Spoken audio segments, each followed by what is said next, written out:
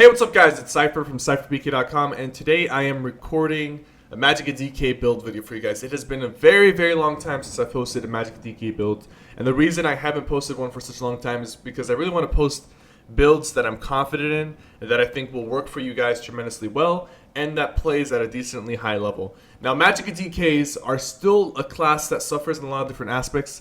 In my opinion, they are one of the hardest solo PvP classes to play and the least forgiving and most difficult to actually pull off. So with that being said, I feel like this build pushes the potential of what the Magicka DK can do to a level that is acceptable, to say the least. There's still a lot of issues with the Magicka DK class, and I'll make more videos discussing that in the future. But this is what we have right now. I feel like this build is a very, very healthy balance between DPS, damage, and sustain. So I'm going to show you guys the build, and obviously you can make a lot of tweaks. And I do want to say that I got a lot of inspiration from a lot of great Dragon Knights to put this one together. I can't list them all, it would be too long, but there's been a lot of DKs that I've been talking to off stream and on stream and looking at their builds to get inspiration for this one. So I do want to thank every single DK who kind of helped me put this together. Most of it was actually on them, and this is just me playing the build. And after playing it for a few hours yesterday, I could immediately tell that this build was very powerful and achieved. It was playing at a level that I was impressed with, at least for a DK. So let's get into it, guys. We are running double sword and board. So the front bar is going to be your DPS bar. We have Burning Embers, Flame Lash, Invigorating Drain for our stun.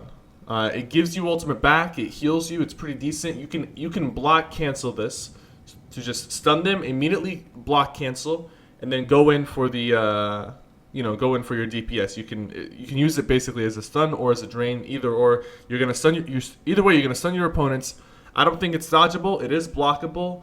I mean, at least the stun is blockable, but the drain is not blockable. So it's a pretty decent and reliable stun. It's going to help you get your ultimate back up, and it's going to help you sustain a lot better. Dragon Fire Scale for Reflect. Burning Talons. You can go with Burning Talons or Choking Talons. I prefer the damage.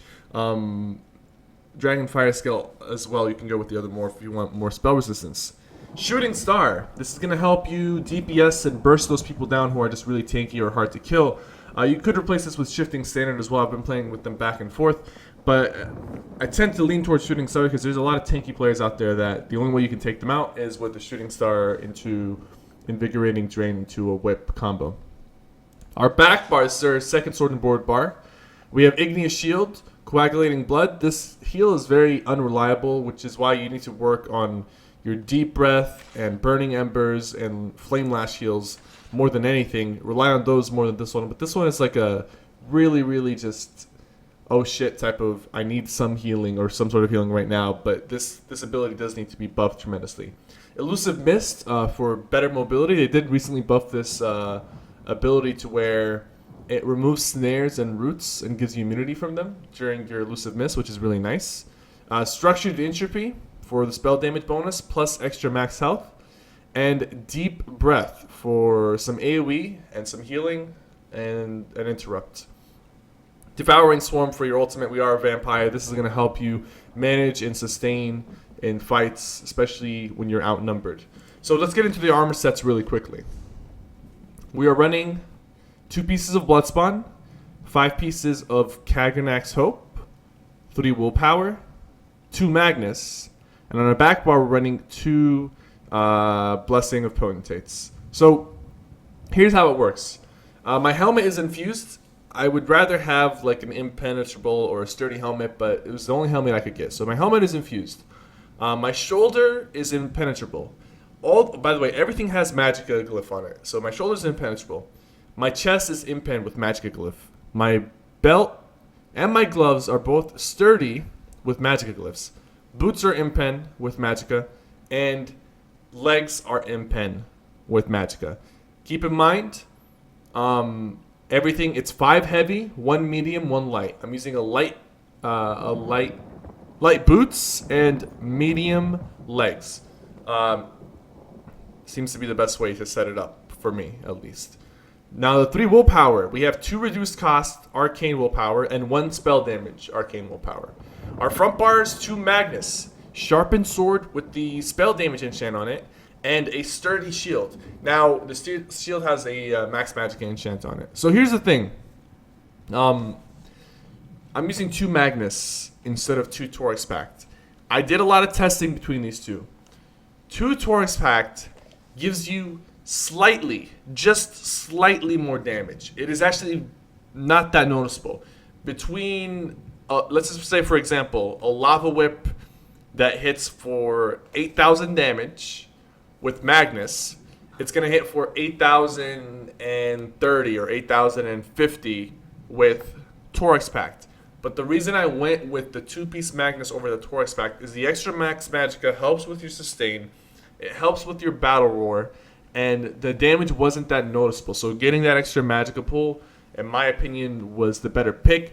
But that doesn't mean if you go 2 Torix Pact, you're at a disadvantage. You will have more damage, slightly, very, very slightly more damage with Torix Pact. So it's up to you. That's a decision you have to make on your own.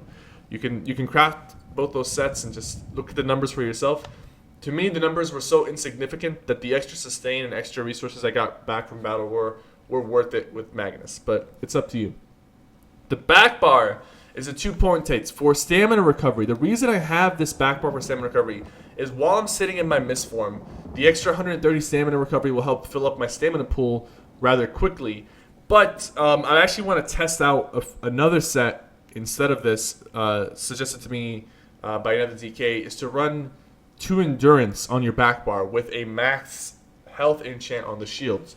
That will give you an extra like 3,000 health on your back bar, and it will give you a bigger igneous shield, and it'll give you bigger healing from your coagulating blood. And I think that might be worth it.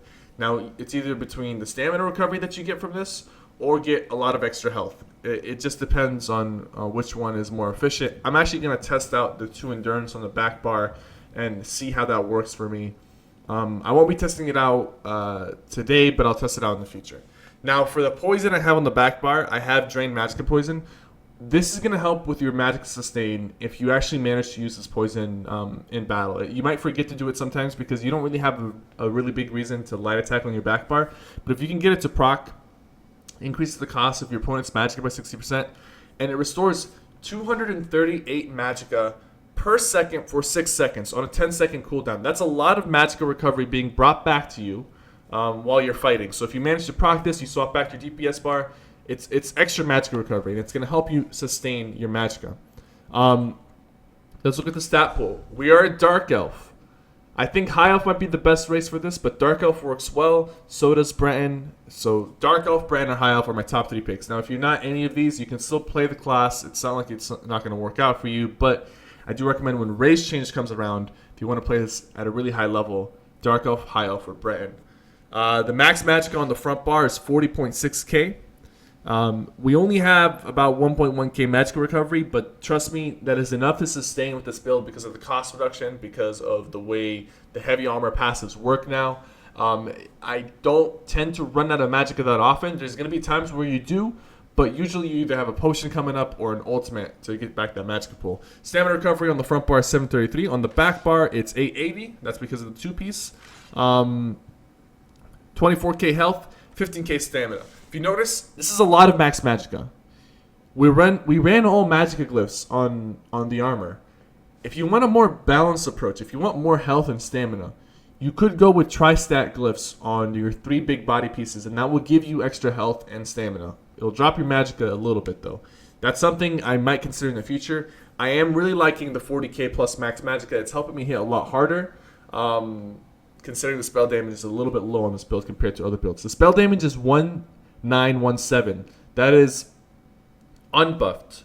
While it's buffed, it's about 2400. With the light attack for my sword, it's about 2900, almost 3000. So the spell damage is kind of low, which is why we have the really, really high max magicka pool to hit harder. Spell resistance and physical resistance. Now here's the thing. We're using the Atronach on this. We are stage 4 vampire. And for our food buffs, we are using increased stamina, magicka, and health food. So tri-stat food buff. One thing I wanted to mention. before I go into the champion points. Actually, I think I forgot what I was going to mention. Okay. I might remember later. Let's get into the CP real quick. So, because of our low Magicka recovery pool, I have 80 points into reduced Magicka cost. I only have 32 points into the Arcanist, 30 into Tumbling, 25 into Shadow Ward, which is reducing our block cost. 30 into Bless for extra healing. 20 into Elfborn, 90 into Elemental Expert. I'm actually going to take the 20 out of Elfborn. I'll actually do it right now because I didn't notice how low my spell critical was. I want to do this and then potentially put those a little bit in here.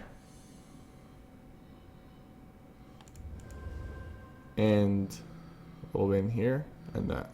Because you don't actually have that much spell critical to work off of unless you run Inner Light, which is an option. And I'll show you guys that in a second. So 31 into Thaumaturge for increased dot damage. 37 into Critical Resist. 47 into Hardy. 47 into Elemental Defender. 26 into Thick Skinned. 10 into Quick Recovery. Now the champion point system, obviously you can switch things around here and there. But at the end of the day, it's pretty standard setup for CP. What I was going to say, guys, is as far as abilities and how they work, you do have a few options to switch out here and there for your abilities. For example, if you don't want to run Burning Embers, you can drop Burning Embers, you can put Deep Breath on your front bar, and on your back bar, if you want more armor, you can put Volatile Armor. You can also put a few other things here on your back bar. If you wanted to, you could also put a stun on your back bar, and then, for example, you can put Fossilize on your back bar. There we go. You can put Fossilize on your back bar, and on your front bar, if you want more DPS, you could put Inner Light, which will give you a lot of extra damage because it's going to increase your spell critical and your maximum Magicka. So the Inner Light, I don't know what's going on. Inner Light will increase your max Magicka by quite a bit, which will help with your damage. And so you do have some options as far as what you want to do. But the setup I've been using, that I've been having, I mean, obviously I haven't tried every single setup, but the setup that I've been recently using is this setup right here with Deep Breath, Burning Embers, and this type of setup. So I will have a 1vx video coming out for you guys with some cool clips from this build very soon. Obviously, you can change some things here and there. Use this as a guide, not as a copy and paste type of deal, because everyone is built differently. So some people are going to have a better time with different setups, and here and there, you can change things to fit your needs. Thank you guys so much for watching. This will be posted on cypherpk.com along with my other upcoming new builds. I already have a couple of them posted. So go to cypherpk.com, check out the new builds and information on the website. Thank you guys so much for watching, and I'll see you next time.